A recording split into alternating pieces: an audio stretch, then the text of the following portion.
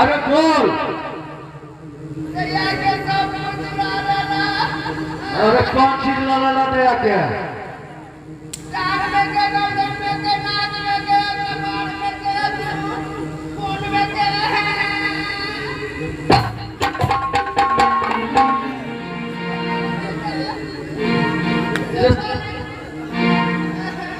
Phone में क्या?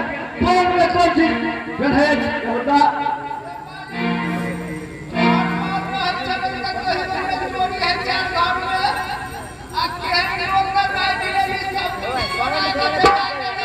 अरे सब भागल भागल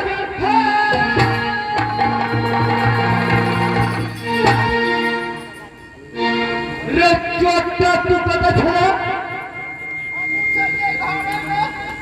हमरा ले गए हम चल करिए बात का बात के ढेले अरे सब सामान खोल ला।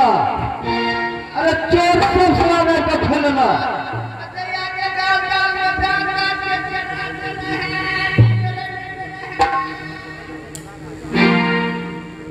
अरे बेहुदा चोर पर गाल में दांत काटत दूसरा बार छिड़ के भागा। अरे कोई चोरी करेगा चोर जाएगा चाहे धान लला अन्यथा धान लला दूटा में से करोड़ अभी में करेगा धान लला का धान लला का धान लला का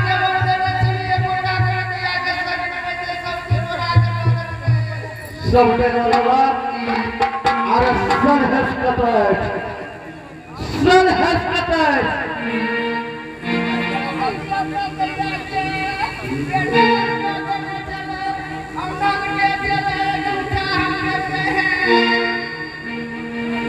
बाबूजी बारह बरस से चूहन हमरा बारह पर ड्यूटी करे आज तक कोनो शिकायत नहीं सुनी लेकिन लड़का बनवा के आहार नहीं भेल लेकिन इज्जत से खेल लेना बाबूजी। अरे बोला से बाबू